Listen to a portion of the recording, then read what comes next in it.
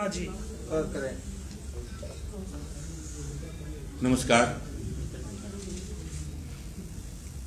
आज की press conference हमने हाल ही में दिल्ली में ब्लास्ट हुए और कश्मीर में नवगांव पुलिस स्टेशन में ब्लास्ट हुआ, इसके संदर्भ में इसके आयामों को लेकर आपके सामने अपनी बात रखने के लिए हम आज आए हैं।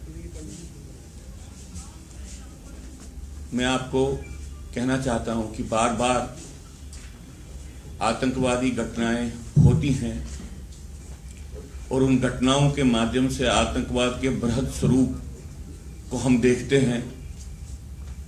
सिर्फ इतना ही नहीं कि उसका अंतर्राष्ट्रीय उसके सपोर्ट स्ट्रक्चर्स क्या हैं, भारत के भीतर और जम्मू कश्मीर यूनियन टेरिटरी के भीतर उसके सपोर्ट स्ट्रक्चर्स क्या है, यह हमारे सामने आता है।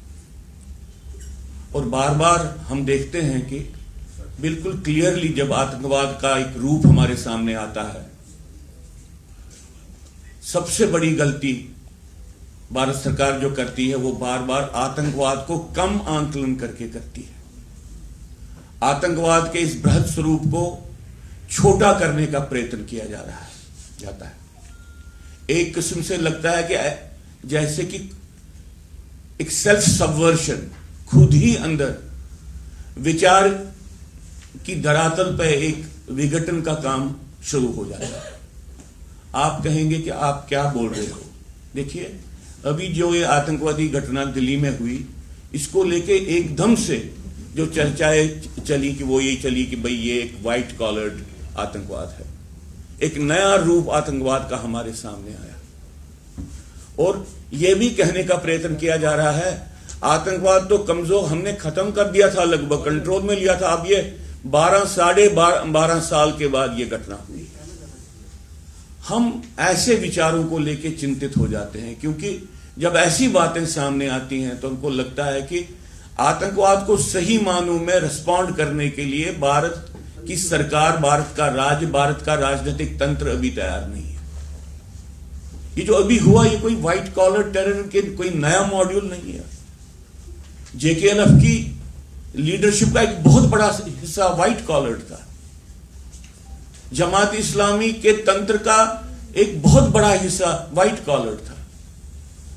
गवर्नमेंट सर्विस करने वाले लोग, ऐसे लोग जो मेडिकल प्रोफेशन में हैं, ऐसे लोग जो ब्यूरोक्रेसी में हैं, ऐसे लोग जो जिसको आप कहते हैं एकेडमिया में हैं।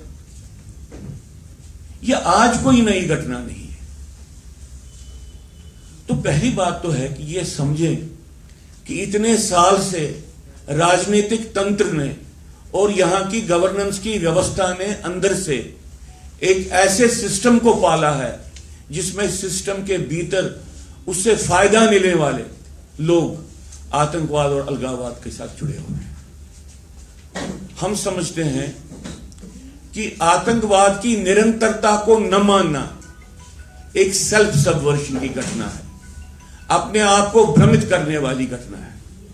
आतंकवाद कोई छुटपुट घटना नहीं है, एक बड़े जंग का एक हिस्सा है जिसको जंग करने वाली जिहाद बोलते हैं, और एक हर एक स्तर पे है। ये गवर्नमेंट के भीतर से भी चल रहा है, गवर्नमेंट के बाहर से भी चल रहा है, समाज में भी चल रहा है, ये धार्मिक जो हमारे संस्थान है वहां से चल रहा है, ये प्रोपेगेंडा में चल रहा है, ये अंतर्राष्ट्रीय स्तर पे चल रहा है।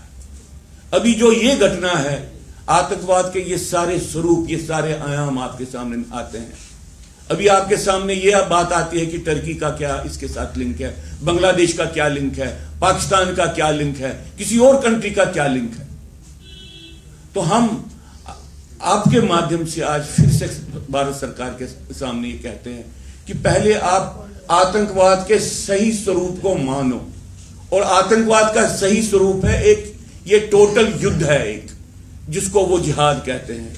आप छुटपुट टेररिज्म का मुकाबला नहीं कर रहे हैं, आप एक जिहादी युद्ध का मुकाबला कर रहे हैं जो हर एक स्तर पे काम कर रहा है। दूसरी बात, जो ये टेररिज्म है, ये छुटपुट घटनाएं नहीं करना चाहता है, कुछ लोगों को मार के सिर्फ पब्लिसिटी में नहीं रहना चाहता है।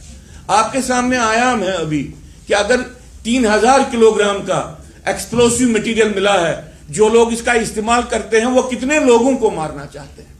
आपको इस आतंकवादी घटनाक्रम से यह मालूम पड़ा है कि लोग जहर बनाने की कोशिश कर रहे थे। वो लोग जो हमारे ही इंस्टीट्यूशन से पढ़ के या हमारी स्पॉन्सरशिप से लेके बाहर के कंट्रीज में पढ़ने गए थे, वो ऐसे जहर बनाने की सोच रहे थे जिसमें हजारों लाखों की संख्या में लोगों को मारा जाए।